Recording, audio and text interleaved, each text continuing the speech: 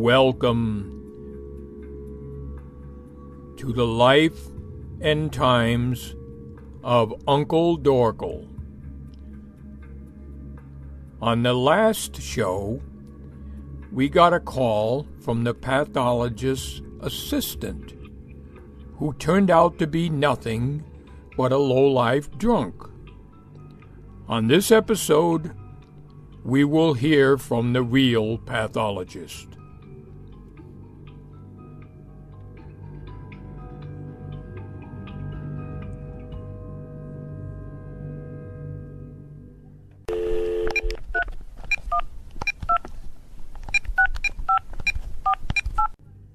Hello. May I speak to Bill Goat? Mr. Goat, is he available? Yes, this is Bill, the old goat. Who's calling? My name is Dr. Clapp. I'm calling from the pathology department. I'm the head medical examiner at the Affleck General Hospital basement lounge area. I am the one that officially did the autopsy on your Uncle Dorkel.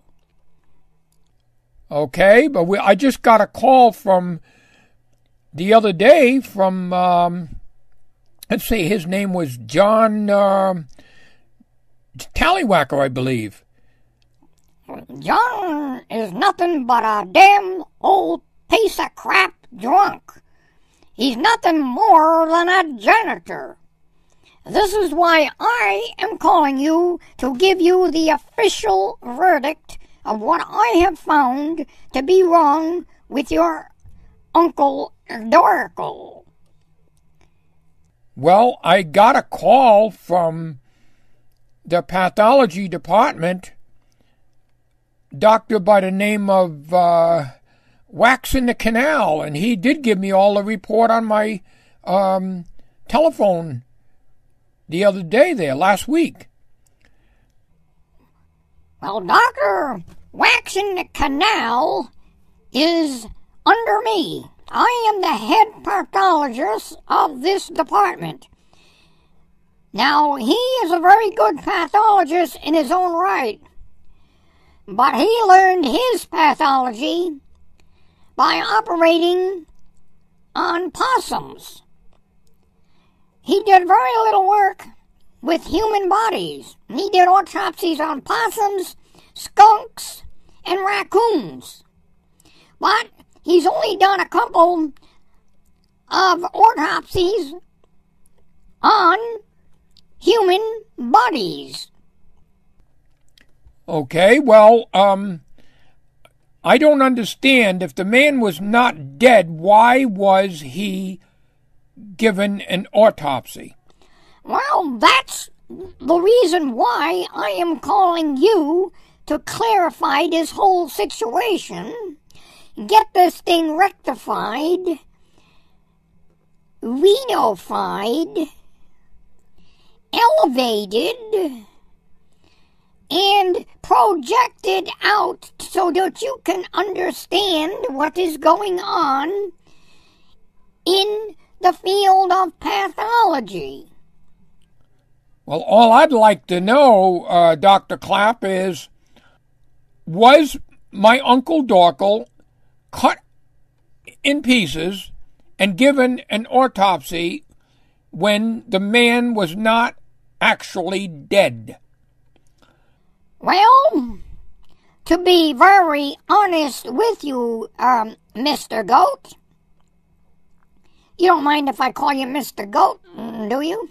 No, that's okay. Everybody refers to me as Old Goat, so I've been known as the Old Goat ever since I was a young goat. Okay, so what I am going to try to tell you now, and this is the actual fact, and I have information in writing, in video form, in audio form, in snapshot form, in 8mm video form, and 16mm video form, and Kodak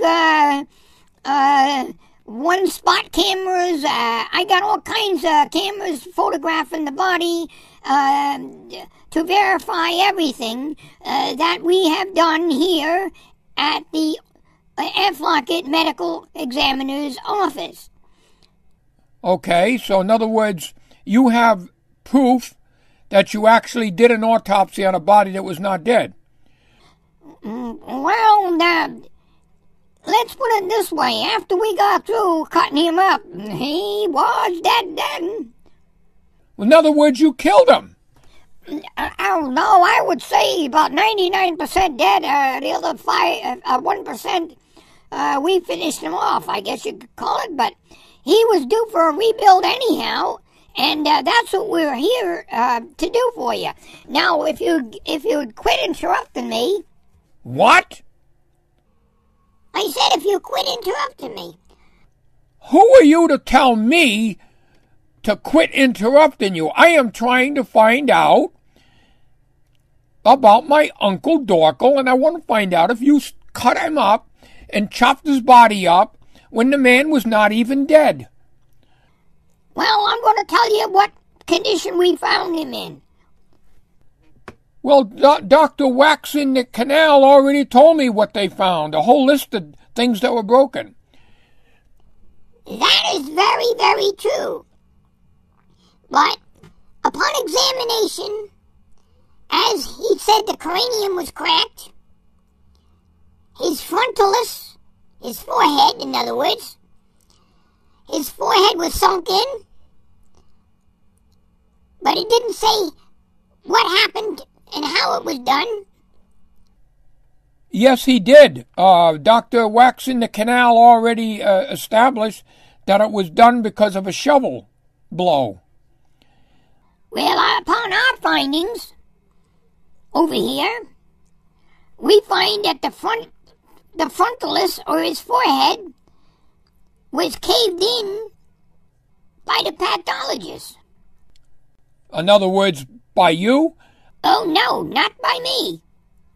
It was probably done by that drunken, no-good-for-nothing, stinking dirtbag John Tallywhacker, the janitor.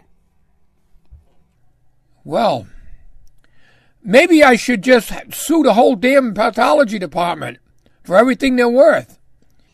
Well, you're not going to get very much from us because we don't do a lot of pathology and we don't make a lot of money. And the equipment we have here is actually antiquated. We use equipment back in the Dark Ages. Oh, no wonder that in other words, you probably crashed a hole in this frontalis. Well, I think John Tallywhacker did just that, but he was 3 sheets to the wind anyhow.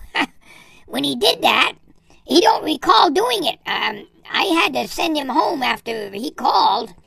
I was very upset with him, and I docked him 3 days' pay. You should fire the no-good bastard. Well, I need every assistant I've got over here. Anyways, a lot of the injuries were done by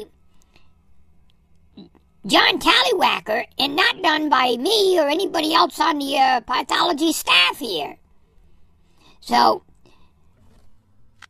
continuing on with his problems, Dr. Wax in the Canal, when he called you, that's pretty much on the things that they found wrong with him. And we established that the perpetrator for these injuries was John Tallywhacker in our own department. Now, he had no business touching any of our equipment. He was only supposed to clean the equipment, clean the tools, clean the tables, the floors, dump the trash, and take care of the stuff that has to go in the incinerator and to decontaminate the lab. He was not supposed to touch the bodies in any way, shape, or form. Why, you know, what I found him to do is he tries to practice pathology when I'm not around, And that's what happened. He got into, your Uncle Dorkel and started screwing around with him. And he tried to jam a hose down his esophagus to try to pump him with air, to try to bring him back to life, because he thought that perhaps if he filled his lungs with air, with about 100 pounds per square inch air from an air compressor that he had at home, that he uses to inflate his tires while he brought it over here, shoved the hose down your Uncle Dorkel's throat, set it up to 125 pounds per square inch pressure on the regulator, and almost blew the bastard apart. Jesus. I'm going to have a lawsuit. There's going to be a lawsuit with this. I am sick with this thing. Well, what we have done here, we can't, of course, repair him. We're not a hospital. We're only a pathology. And we cut things up. And what sewing we do, we just take the body and just sew it up in the Mickey Mouse way and shove it in the coffin and send it down the road, so to speak. So what we're going to do here, because we're going to pay the bill, we're going to send your Uncle Dorkel to the 4th floor of the Pathologiest General Hospital, and we're going to turn this whole matter over to the best doctor that we've got here, and you'll be hearing from him, and his name is Dr. Flatnose. Dr. who? Dr. Flatnose. He is the head surgeon of the Pathologiest General Hospital, and I am going to put a referral in on behalf of your Uncle Dorkel to get your Uncle Dorkel completely fixed up, and anything that needs to be replaced will be.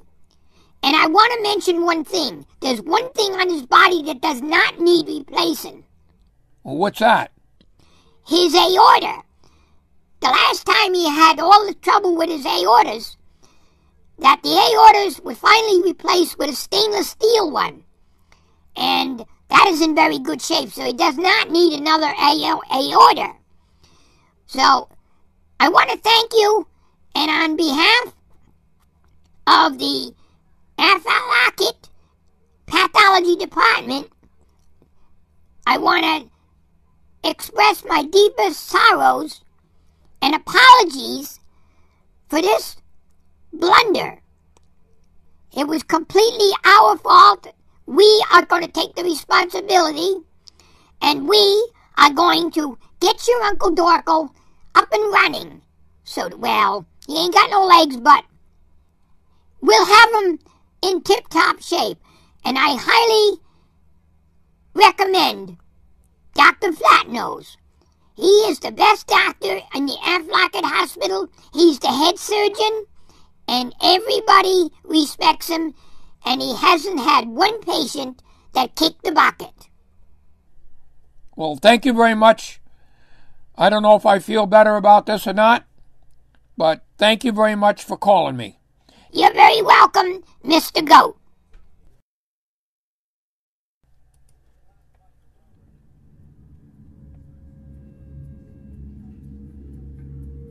Until we meet again, sweet dreams.